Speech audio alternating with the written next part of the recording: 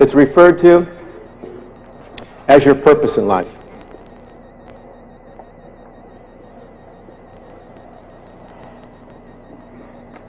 Many people refer to it as a mission or a vision statement. Any business that is of substance has a purpose for being in business. That statement, that purpose is clearly defined. All of the decisions that are made by the decision makers within that company are made in alignment with the purpose and the vision and the mission for that company's existence. All of the people associated with that particular company are in alignment with that purpose, that mission, that vision. Why should we as an individual be any different than a business, than a company? Do we not have a purpose for our personal existence? Are we not here for a very specific reason? Being able to clearly define what that purpose is allows us to make more educated choices as to what it is we do to express ourselves. When all we do is focus on goals in life versus a purpose, then all we're doing is focusing our attention on the things that we can have. And we will virtually do anything that we need to do that comes in handy at the time in order to have those things. But when we're clear as to what it is we want to be, what our purpose in life and our existence for being here is, now we're able to choose more clearly as to what it is we do to express that being. And we only do things that's in alignment with our purpose in life. Consequently, we end up doing those things so much more passionately. And as a result of doing them so much more passionately, we end up being so much more productive that we end up having everything we want to have. So instead of life being about have, to do, to be, life is more importantly about being, to do, to have. That's probably why they call us human beings and not human havings.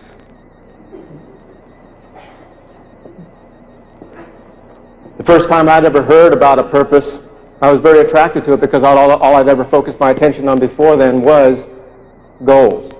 And my life was more like a roller coaster. I would work very, very hard towards some tangible goals that I wanted to achieve, but then I would soon discover it wasn't everything that I expected it to be. There was something else missing. It was like, is this all there is?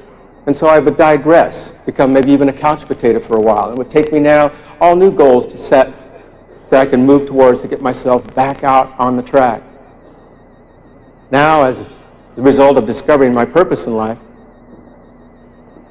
I move more passionately every single day of my existence towards what it is I want to be. My purpose isn't something that I can ever achieve. It's something that I just become as I keep it in the consciousness of my mind, and I move towards it. I was shared 3 questions that I should ask myself. I put them in my book, Being the Best You Can Be in MLM. I know most, if not all of you, have read that book and have gone through those questions, and probably most of you never did the exercises. That's okay. I understand how that happens. But if anything, I would like to be an instrument of words that maybe gets you back to that book and back to those 3 questions to really ask yourself as to what is truly important to you. I mean, you're so special. You're so unique. There isn't anybody that thinks like you, has the same unique desires, abilities, hidden talents, wants, needs as you. You're very unique and very special. And if you were able to get in touch with those qualities that are meaningful and important to you, and being able to see the things that kind of come natural to you that you would like to enhance and master along your journey, you'll be able to now choose things that really allow you to express yourself and nurture those qualities to become the best that you can possibly be. There's another book out there that I highly recommend. It's called The On-Purpose Person by Kevin McCarthy.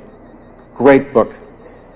It's hard to find, so if you have a difficult time, you can contact us. We carry it. But it's got some wonderful exercises in it. I could stand up here and I could tout the benefits of purpose until I'm blue in the face because of the difference it's made in my life. It's just like this glass of water that I hold in my hands. It's got a name. It's called water. It's also got another title to it. It's called H2O.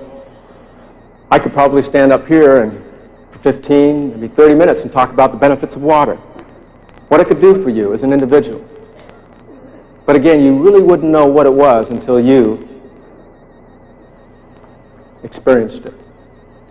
And that's all I hope to be tonight, is that if you have not discovered your purpose, is to move you towards that again.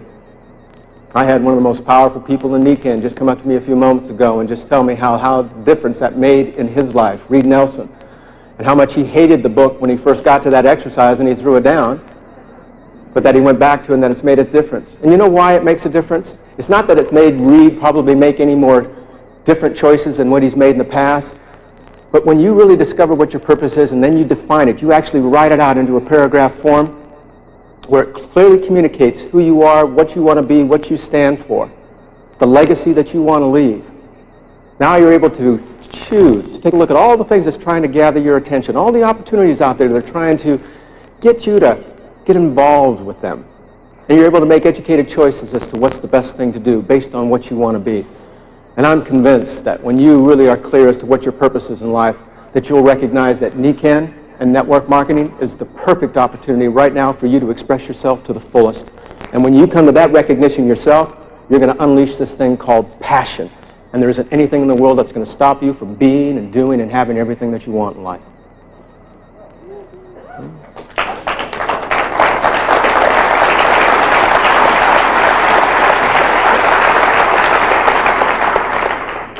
You know, a good example of people that are on purpose within NECANN is probably Dave and Valerie Johnson.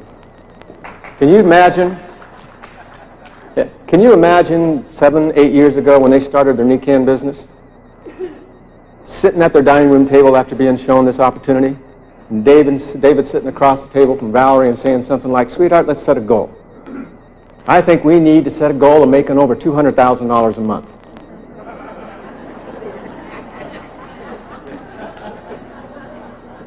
I don't think that's what was going through their mind. I'm not saying that they didn't set some kind of financial goal.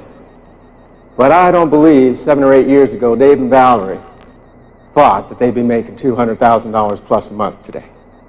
I believe what they recognized first and foremost was a company that had integrity, products that could make a lasting difference in people's lives, and they saw the value of network distribution for an opportunity to express themselves and to contribute, the thing that they wanted to do all their life, to be more of what they already are. So as a result of them moving towards the thing of adding value to others through their NECANN products and the network marketing opportunity, then the universe rewarded them with money. And because of their contribution, that's why they're worth the money that they're making today.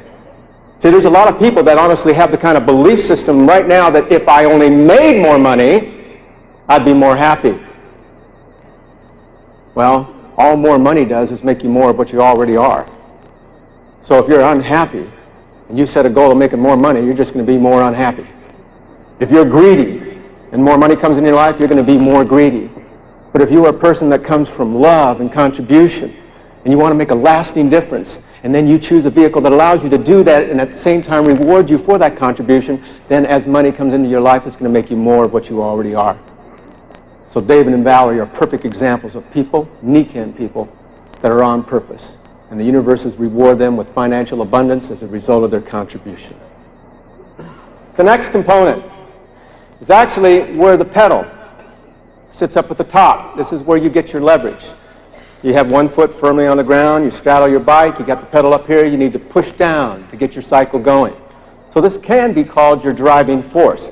It's a very important part of your cycle. The stronger you push down, the faster you get your cycle going. This particular component is called belief. The stronger your belief, the stronger you're going to push down on that pedal.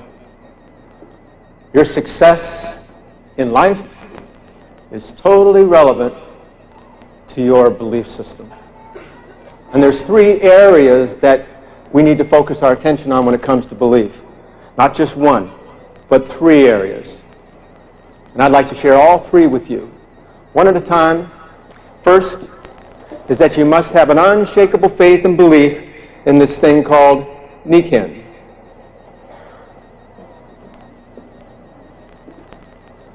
Now, I know most of you are saying, "I've already got that, John. Go on to the next one." And I realize that many of you do have this unshakable faith and belief in NECANN. There's many of you that are sitting in this room that have people back there at home in your network that have a strong belief in this thing called NECANN, but for some reason they're not out there touting the benefits of it. For some reason they're not out there trying to build a business with it, even though they talk about wanting to do that. So even though their belief system is strong with NECANN, there's something else that's missing. That's why all 3 of these components that I'm going to talk about in your belief system are of equal importance. There's a number of people, a strong percentage of the people that are in our industry today that have a strong faith and belief in their company and in their products. Most of the people in network marketing are only in network marketing because of that belief in their products and in their company. A good question to ask yourself is, how did you get that belief system in NECAN? Did you just wake up one morning and all of a sudden say you believed in NECAN? I don't think so. I think that you got to a certain point where you made an educated choice to submerge yourself in the process of experiencing everything you could about this fine company and its products. You chose to write checks, pull out credit cards, pay cash for some of the products, to experience them personally. You chose to take valuable time to go to some meetings, to meet some of the people involved, maybe even some large functions where you can meet some of the corporate people, the principals of the company. You got close to these people. You wanted to get a feel for who they are, what they stood for. You submerged yourself in the process of doing everything that you could to learn as much as you possibly could about NECAN. And every single time that you were in an event, you met people that you connected with, and you believed that you could achieve the success that they did. It took your belief system up a little bit. Every time you experienced one of the products that made a difference in your life, it took your belief level up a little bit in NECAN. And now today, you have a strong, healthy belief in this thing called NECAN, and it's allowing you to go out there and perpetuate it to others. Now, you might think you've got an unshakable faith and belief level in NECAN, but the only way that you can really judge that is to compare it to somebody that you know has that unshakable belief. On a scale of 0 to 10, wouldn't it be interesting for you to find out, if 10 was the highest, as to where you were on this level of belief with your company? Well, the only way that you can really say that you're a 10 is that if you know someone else that's a 10, unquestionably in your mind, and you say, I compare to that. I believe just as much as they do.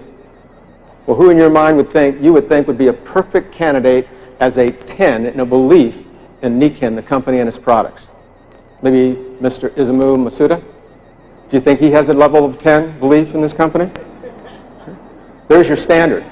There's your benchmark.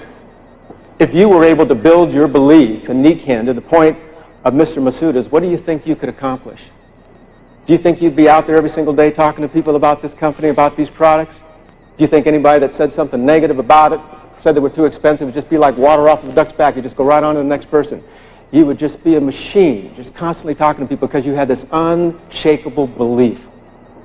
Well, there's your standard, my friends. There's your benchmark. And what I'm saying is that you know how to build this belief because you've already started it. It's a matter of making a choice to put yourself in the process of experiencing everything you can.